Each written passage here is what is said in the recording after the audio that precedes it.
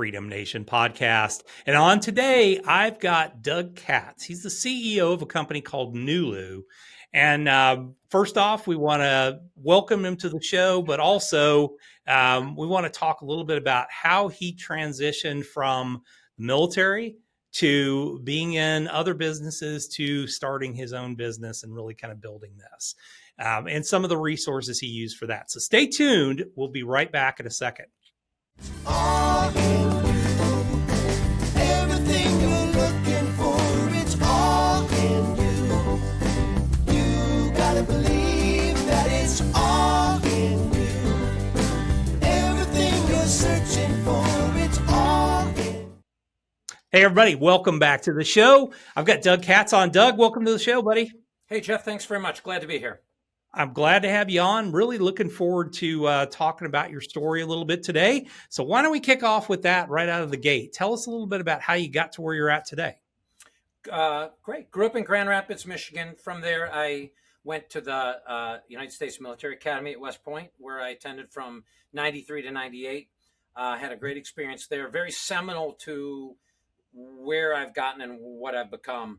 Entered the Army in 98 or 93 as an artillery officer, spent some time in Oklahoma for OBC, and then to Fort Carson, Colorado until 98.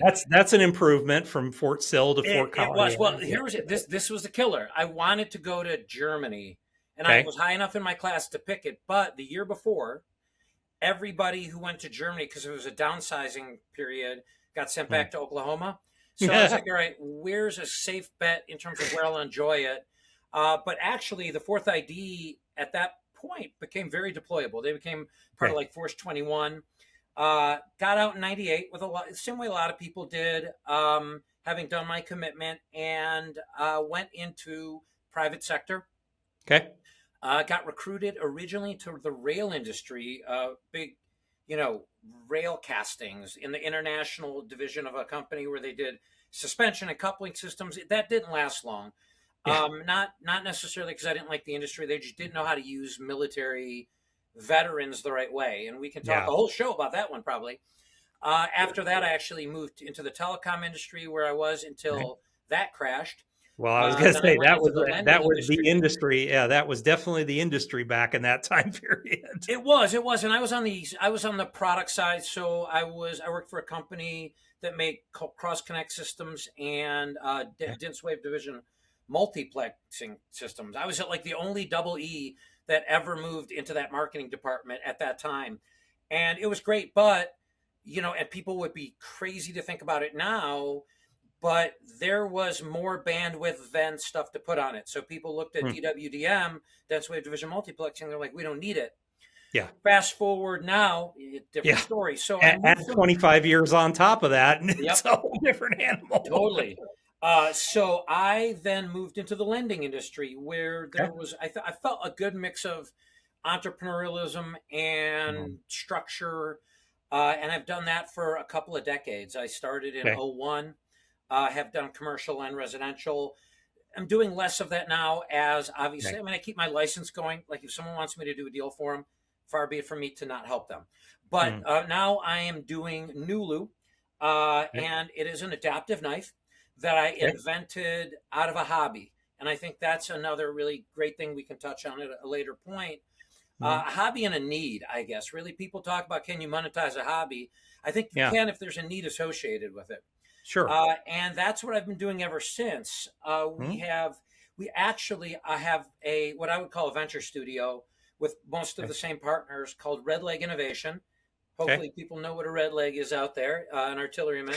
And it's a couple of other West Pointers and a close friend from a long time back as well. Nulu is our first product that I'm CEOing, but we've got 3 or 4 other products that will hopefully be rolling out at a later time. I love it. Well, let's talk a little bit about Nulu. So how did you decide to come out? You said it kind of came out of a hobby. Yep. How did you decide, well, my hobby is going to become my business? Well, and it became a different business. So I am like an incurable hobbyist. Yep. I start a lot, and when I'm lucky, I'm where I live now. I can do that. Okay. But my wife had gotten me a class of how to knife smith, and like 4 knives, awesome guy who taught me named Steve Marney. He's a fantastic guy. And to this day, he says I'm the only one who's taken it as far. And I was going to just maybe make some knives, do some sharpening, things like when I retired, right? Do it as a hobby. Yeah. But I was having some issues, upper extremity issues. And I also like to cook. And I like to own my nutrition, right? Like we were talking about other veterans who are in terrible shape. You know, I look at one way to control that is control your diet and your nutrition. But I was having such a flare up, I couldn't cook and I couldn't make knives. And it really, really was aggravating. So I was out hanging out in my shop, in my forge, and I was looking around, and I'm like every bladesmith. I have all kinds of scrap metal and crap sitting around. And there was a circular saw blade, and I've been never know when you're just going to get inspiration. And yeah, well, and you know what? It's very interesting. Knife smiths, a lot of them tend to be like really, really good recyclers, right? Like a nice piece of brass, you know, like a very small piece can fit into a handle. So I had all this stuff sitting around, and I was kind of, you know, what can I do? I can't cook, I can't swing a hammer, but I could use a grinder. And I've been playing with this circular shape that was traditional of the ulu, which is an Inuit knife, you know, the kind of the Alaskan indigenous people. Yeah. And I had made a pizza cutter, but then I looked and I said, there's more to it than that. Like, why is it good? So I was playing around with other shapes, and that's when I created the Nulu. And I actually have an early prototype here. Our other ones are being heavily evaluated, but where a normal ulu is a half moon, we added this other part, so you pick up a much bigger arc. And why it's better is because, and this is a terrible demonstration, so I'll do it this way, you can use it without having to bend your arm. You can slice, you can chop, you can cut, you can chop here, you can cleave, and you can julienne cut. And we're learning more stuff every day. Yeah. Well, that started going through my mind, right? Like, how can you maximize it? And I invented a very crude looking one because I just wanted to see if it worked. And it did. Like, my kids were like, oh, that's a great idea. I love it. Right. When my family says you're not crazy, I usually put that in the plus column of evaluation. Because they know you and they know better than that. 100%. So I brought it to a friend's house who is a great chef. And he was playing with it. But then my now partner was looking and he says, we got to make that thing. And then, again, this is an older design. We've made some changes. It's amazing now. And I couldn't have gotten there without him. So one Kickstarter later and building an amazing team, we're fulfilling the Kickstarter in March. And hopefully, I say hopefully, I think we're pretty much set. We'll have product for purchase March, April timeframe. Wow, fantastic. It could be more mid-April. And then at that point, we'll be able to ship. We've been caught up a little bit in the tariff questions. You know, a lot of the producers, we have to make it overseas because of costs. Yeah. Otherwise, it would be unaffordable. So that's affecting us a little bit. Okay. So what, you know, and it's primarily a cooking tool, or can be used for other... you know what? I find a lot of other ways to use it. There are other reminiscent things like opening a box. Like, it just makes cutting better. Where we're tending to focus is the kitchen, but we do have a pretty dynamic roadmap that branches into other utilitarian aspects, field, sport, that kind of stuff. We're patent pending. So assuming we get the patent, the utility patent, we figure even if we don't get that, we'll get a design patent that we can really, really keep innovating, because I'll call it the science. The geometry to it is sound. And we feel that can definitely be expanded. Plus, there's an array of accessories that we're looking as well. Oh, nice. Very cool. So let's talk a little bit about that business aspect, because, I mean, you went from hobby to business. What kind of tools did you use from a business perspective to learn how to kind of get this thing up and running? Well, I will definitely say first, talk to everyone you can, right? Like, I think there is a tendency for people to say someone's going to steal it. That's probably not true when you look at everything else. So talk to everything that you can and find the resources. For the military listeners or the MIL spouses or the veterans out there, there are a ton of amazing things. Aside from the SBA, some of the SBA stuff is up in the air right now as things are being reorganized, from what I understand. But there are also there's private help out there. So I went through with Nulu. I went through the bunker. It was Bunker Labs before they were absorbed by IVMF, which is the Institute for Veterans and Military Families out of Syracuse. They have a whole bunch of programs throughout the year. and anybody thinking it's free. It's amazing, and you get access to all of their online stuff. They're amazing. Warrior Rising is good. I did not go through Warrior Rising, but Warrior Rising is a great one, especially for people who are tied into like combat experience, because they have a really good lead-in where you take the op order and you turn it into a business plan. It's brilliant. For me, it was I have an MBA, so it was like a little bit more for me. Just bunker It was labs. a little bit more basic than what you needed at the time. But it was really good because I did get some things out of it thinking about competition differently. Sure. Founders Institute is one that I'm entering with one of our other products in March. That's not purely military, but they do have fellowships for military. There's also a great one out there called Dog Tag, which is very hands-on. I believe they pay a stipend. And so there's all these great resources. And you would think that veterans who understand combined arms and task force type stuff would ask for help. They're terrible at it. And I say, don't be terrible at it. Find help, because there's so many people who want to help you. And part of my team, a lot of my team, was built asking for help. I went, I had a friend who's a lawyer. I'm like, I just need some real quick advice. He goes, I love your vision. I love the product. I'm like, I love the idea. You're on, right? And then that was our consistent experience as an organization. Yeah. Well, I mean, it helps to have a good product, but you know, I think that the biggest part is, yes, asking for help. Don't be scared to do that. I think what I see a lot of times, and having run some accelerators, is some of the military folks are kind of built into this world of, well, everything is free. And sometimes free is not good. No, I learned that. It took me a long time to learn that in lending. Yes, you need to value stuff. Yeah. Well, value, and sometimes you need to spend a little bit of money to be able to get the kind of help that you need to get yourself to the next level. Oh, one other thing that I do want to highlight is and I learned about this through IVMF, is the amount of companies, like I use Nimble for my CRM. They give you a year free as a military vet. LinkedIn does the same thing. So it's going to take a little research, but this is where, let's say your time in your mind is worth $100 an hour. And in $100, you can find things like Nimble, which I think would have cost me, I don't know, 30, 40 bucks, maybe 50 with the number of people we have on it a month. Well, I just made $500 or $600 by not so I think that it's finding that stuff. The other thing I would tell people about talking about your idea is, once you commercialize it or get ready to, it may be close to what you thought it is. Chances are it's going to be different. Yeah. And if you don't talk about it, the reason it will become different is the people who care about you and know what they're talking about will guide you to say, I know what your vision is. That's not going to make money. So let's make a commercialization that works. And then maybe there's a place for your vision in there. And I think they need to be open to that. And I think a lot of people they're so close to it that they think everyone else is wrong. Yeah. Well, and I think a lot of times, you know, that inventor type is like, this is my vision. This is what I want. This is and it's like, okay, but that's not what somebody's willing to pay for.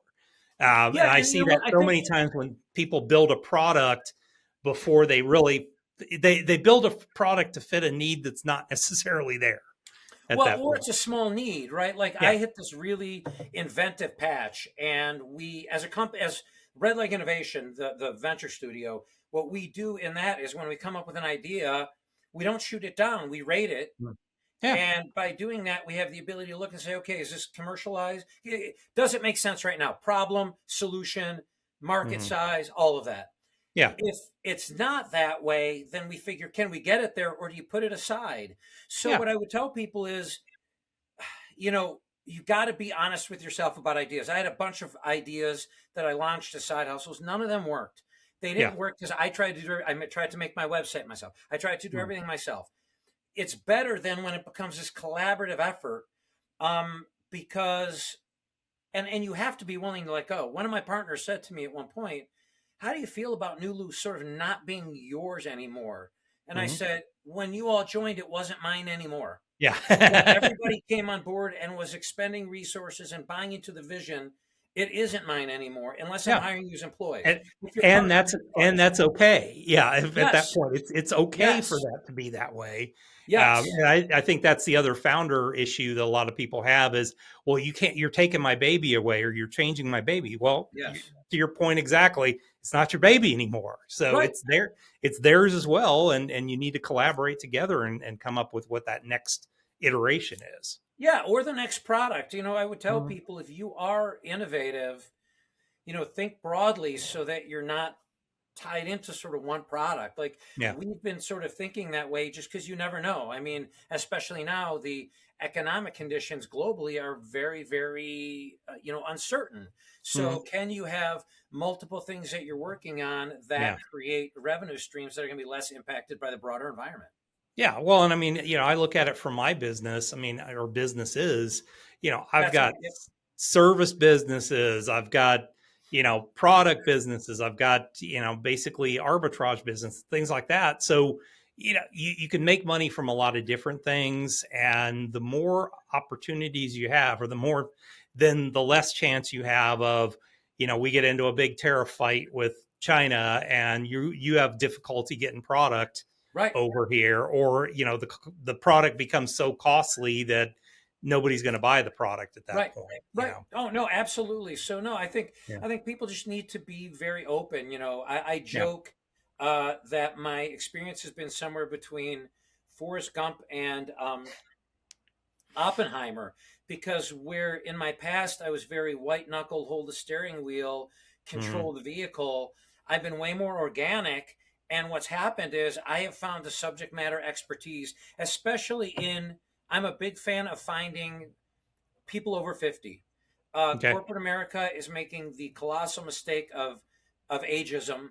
Mhm. And I can tell you, part of where I am today is because I have found people that know what they need to, especially veterans who know what Mhm. they need to do. They're just going to do it. Everybody shows up to a meeting prepared, and things go almost too smoothly from that perspective.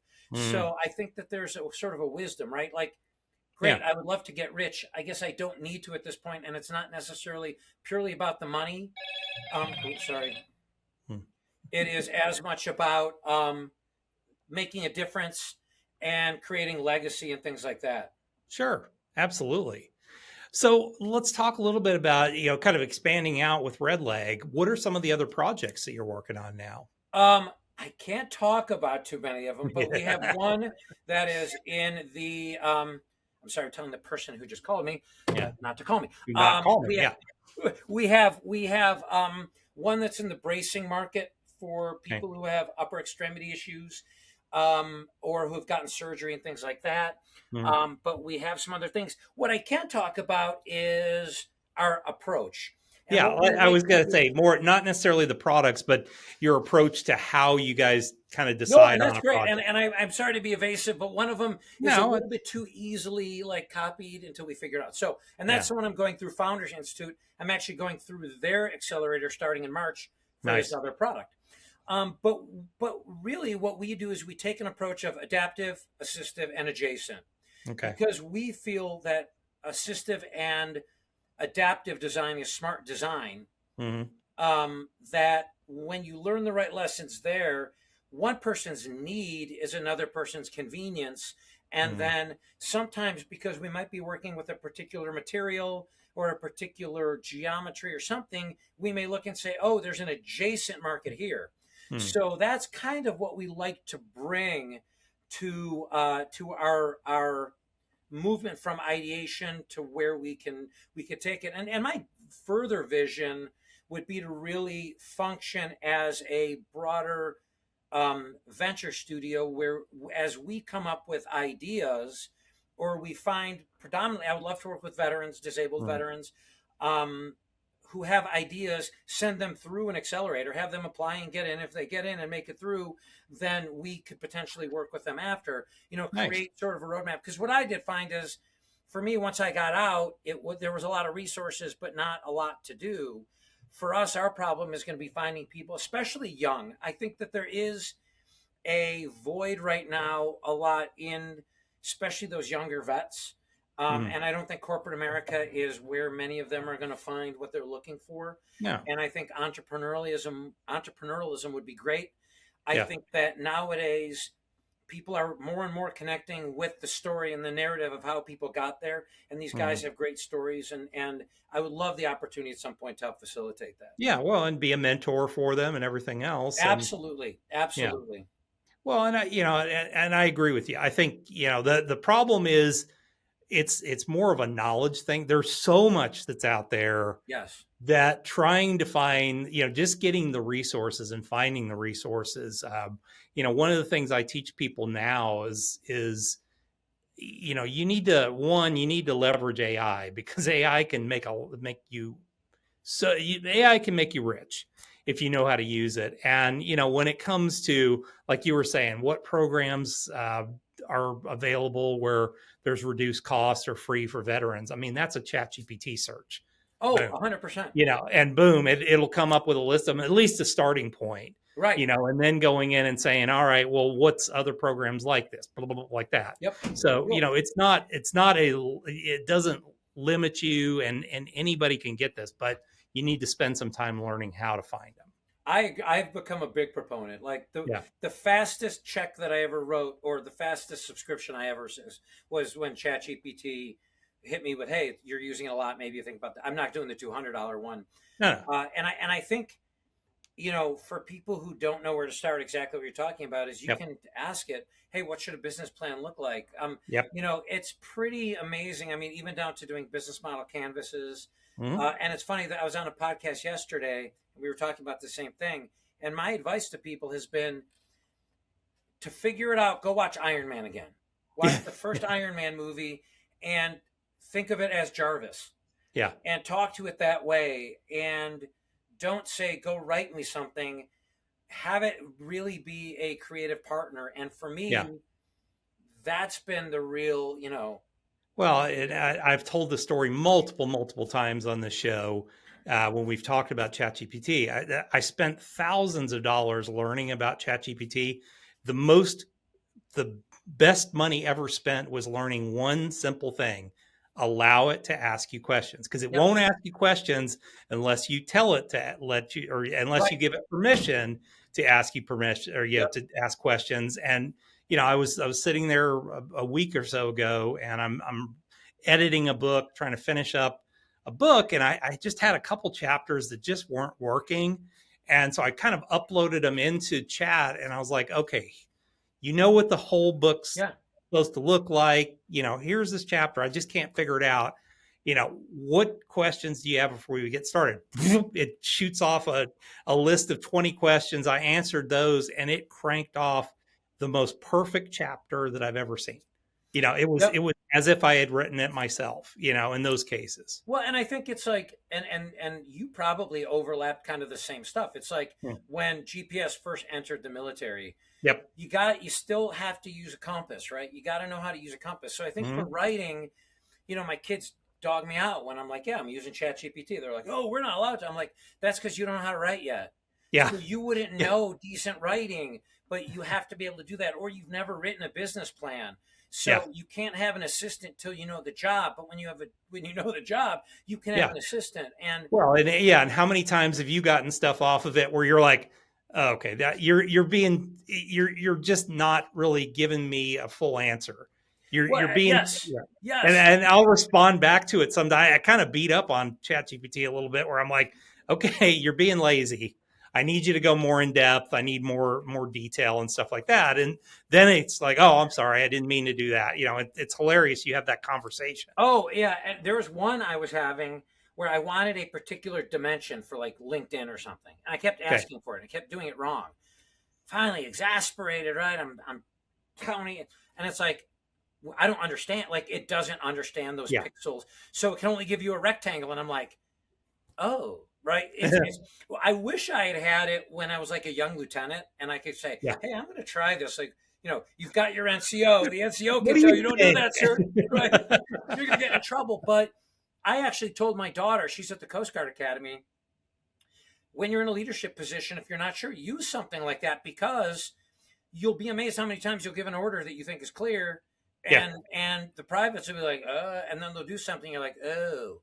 And I think that's in business too, right? I think ultimately if you're making policy changes or anything, it's a really good way to do things. So Well, it's a good sounding board. You know, a lot of times where I'll use it is, you know, like I was rebranding my website and I just came in and said, hey, I need you to act like a consultant experienced in the financial services industry with 30 years experience. I need you to help me rebrand my website. And, you know, what questions do you have? Boom, you know, it fired off and, you know, I basically came up with an entire plan for my website. We even got down to the point of, you know, creating the content and everything else for it. So, you know, like I said, I think it's a useful tool, but it's just as simple as just get started using it for simple things like that. I think that's a great answer for, you know, for a you know, a young lieutenant. Okay, I'm going to give this order. What do you think? What issues might there be from this? What questions do you have? Well, and even like just the ability, especially with the voice part, right? Yeah. Where let's say you think that you have found this great product or service, the ability then to engage with that thought partner in a manner where you can say, hey, is this a good idea? What does the market look like?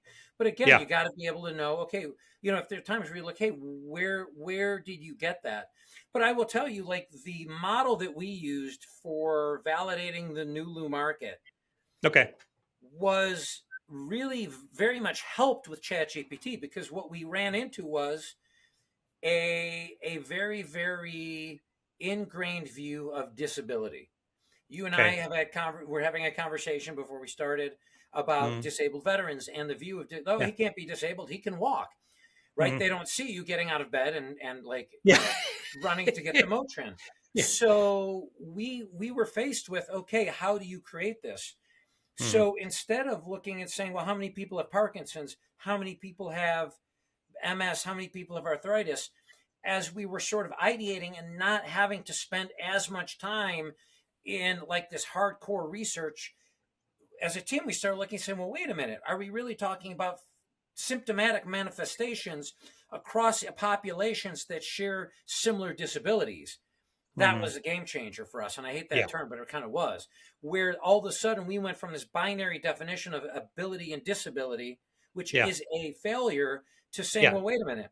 Varying degrees of it. Yeah. There's varying degrees. It's a scale, right? And we in a lot of ways, I went back in my brain to task, condition, and standards, right? Those are the three things that define whether you can do a task in the military. If you can't do it, you're disabled permanently or temporarily. But what it opened up was, well, wait a minute. Does disability then equate to less strength, less coordination, less dexterity? Well, in that case, an 8-year-old, a 7-year-old is technically disabled to do an adult task.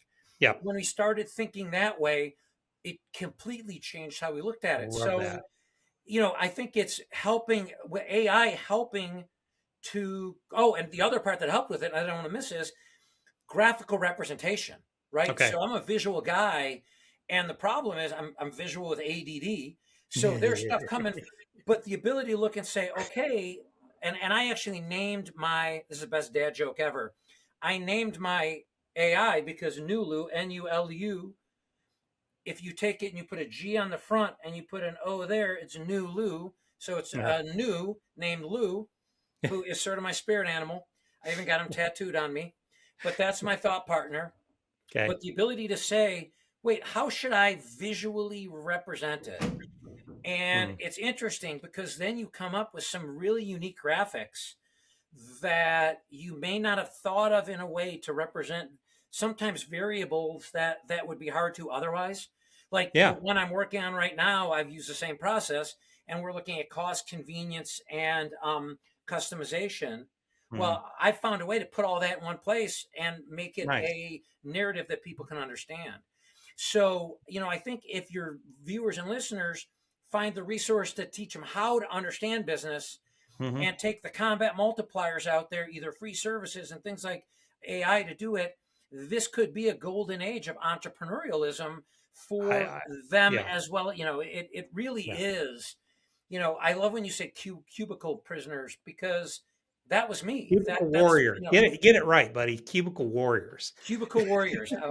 I felt like a prisoner, but you know, it's that same thing, right? Where I think if ever there was a time you could generate your own exit strategy, this is the Absolutely. time. And there really isn't a reason not to, especially for veterans. Yeah, absolutely. Yeah. Well, like I said, I mean, I think for anybody, but especially for veterans, I agree. I mean, I think there's just veterans just have a one leg above everybody else is we tend to be extremely disciplined about what we do and we stay on task, and I mean, I've told this story multiple times, we just don't have quit.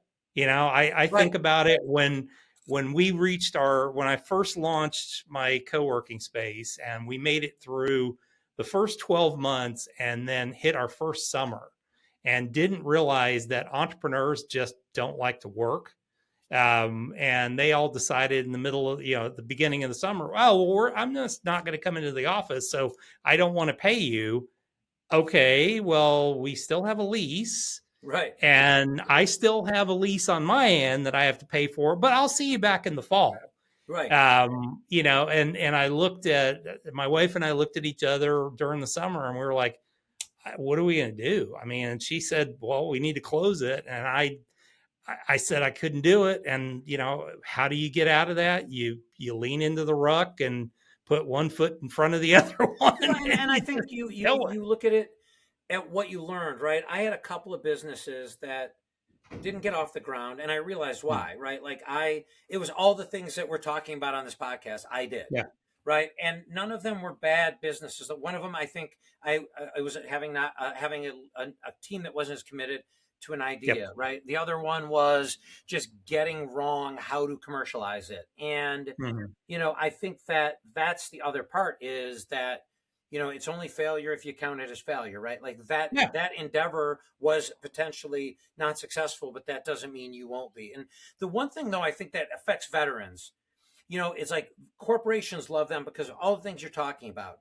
But Yeah. I think like you look at an Army vet, well, great, you're Mhm. great, like in uncertainty and all these kind of things, but you were never asked to start your own army, right? No. Or like like if as a platoon leader I would take over a platoon, it's not like go form a platoon. Yeah. And I think that's what scares these vets, right? Yeah. But it's I think they just have to rise above that because what they'll Mhm. find, and I'm sure like I in retrospect I hated going to the field, but I liked it once I was out there. I liked the Mhm. action and the uncertainty and problem solving. Like it was, and it melds pretty well with my ADD. Yeah. But I think military folks and veterans would look and say, "Oh, this is what I'm used to. I'm not used to having constraints and a lack of innovation and zero risk tolerance and frankly managing up where I saw a Mhm. lot of corporate America was managing up Yeah. and wasn't really the servant sacrifice leader that Mhm. I was used to. Yeah. Now, as an entrepreneur, that's required. That's table Yeah. stakes. So I Yeah. think many veterans would go, I know how to do this, Yeah. This right? probably feels more comfortable here because it's, you're used to working in small units together, Yes, you're used to relying on other people, all that type of yes, stuff. So leverage what you have inside of you and what you've used, and that's where it really is. And I don't care if you're an artilleryman, right. an infantryman, it doesn't matter. Yep. Whatever it is, you were still always working as a team. You were always leveraging and you were counting on other people. I think the biggest thing for me, and it kind of got to the point where I started hiring mostly veterans, is hiring civilians. Sometimes they don't understand that and Right. will, they don't think about, okay, I need to take care of this person as well. Oh, Where when I 100%. hired veterans, it was always like, hey, we watched each other's backs and, they don't work for me. They work with me at Yeah. that And point. well, And it's, and I yeah, think what I've really learned is being generous and coachable. yeah, And I've really found that, and a lot of it melded with I did martial arts for a long time, mm, and the whole concept of the beginner's mind. Like yeah, if you're not a subject matter expert, you're a beginner, kind of. mm, So really getting a lot of help in that area, but also not always remembering to be generous because you never mm, know how that comes around. So getting out to as many events, there's a ton of veteran meetups. Austin, Mm. where you are, is Oh, amazing for the it's veteran Meetup community. Central. One of my classmates Yeah. from West Point, named Joseph Kopser, Yeah. is very, very tied into the vet community there. Well, And and the other cool part is we have the Army Innovation Lab that's yep, down here. So I mean, they yep, actually come in. They have big, huge events down here for not only the veteran community, but also how that community or that organization is looking at. Hey, what are other companies in this area? What can they create that we can use inside of yeah. I've got inside the a lot Army? of my a lot of my West Point friends have settled down there Yeah. because of that, right? Well, It's it's a cool really helped. community for that type of stuff. So, well, cool. Let's transition to the fast five questions. All right, you ready? Yep. All right. So, first question: you wake up in the morning, business is gone. You have $500, laptop, computer, place to live. What do you do first? Wait, can I ask a question? I'm still in my same house. Still in your same house. You have a place I to go in live. my garage and I invent something else. I think like Okay. that is my superpower. Okay. Super cool. All right. What's the biggest business mistake you've ever made? Depending too much on trust. There was a West Pointer who we were initially using for manufacturing. Great Hmm. guy. I don't hold it against him. He was out over his skis and we Yeah. waited too long. It cost us a couple of months in the beginning. Oof. What's a good book that you recommend for our audience? The book that was seminal for me in being a dad, but also really thinking about how I look at the world, is The Road by Cormac McCarthy. I think it really Okay. teaches a lot about being a father, but also about being, a leader. Okay. Super cool. What's a tool that you use in your business every day that you might recommend? Man, we were just talking about it, AI. Yeah, There isn't a day that I don't use it for some piece of what I do. I'm right there with you. Last question. What's your definition of freedom? Freedom, Yep. being able to do what I want without any constraints from like a time. Now, again, of course, from a kind of libertarian perspective, as long as it doesn't affect everybody else, but Mhm. ultimately not having any constraints on what I want to do within reason, right? I'm not going to go buy a Lamborghini, but ultimately being able to live the life that I want. Having driven one, I would not recommend one for a regular car. You know Uh, what? I'm a peasant, man. I drive a Hyundai, and I probably always would. I just don't see. I mean, for me, I think as I'm aging, it's way more about legacy. yep. It's way more about making a difference, because no one's going to remember a Lamborghini if I drive it. But if Mhm. I create something where maybe I can help a young veteran or somebody who's disabled with a business or whatever, they remember that. They will Yeah. remember that, and that is the top you can do. It's completely stealing, but I've heard so much lately that success is in the agency of others, and Mm. that's, I think, something that's huge. Love it. Love it. Well, Doug, if somebody is interested in learning more about Nulu, about you, where's the best place to find information? I'm on LinkedIn, and I would say, based on where your listeners are, if they're thinking of starting a business or they're already in business, they better be on LinkedIn. So that's the Yeah. best place to find me. But if you Awesome. do a search for my name, my name in Nulu, you'll find it. We've got a pretty decent digital footprint. Cool. NuluKnives.com is our site. Okay. As of the time we're recording this, we're updating it and getting it ready for our hard launch. There's still a lot of information on the Nice. Kickstarter page. Plus, not only is there social media for me, there's all the social media for the Nulu itself.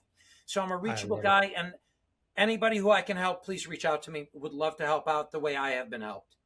I love it, man. Thanks a lot. Doug, thank you for being on the show. I Jeff, thank really you. love the story. Thank you for sharing all the wonderful resources you did.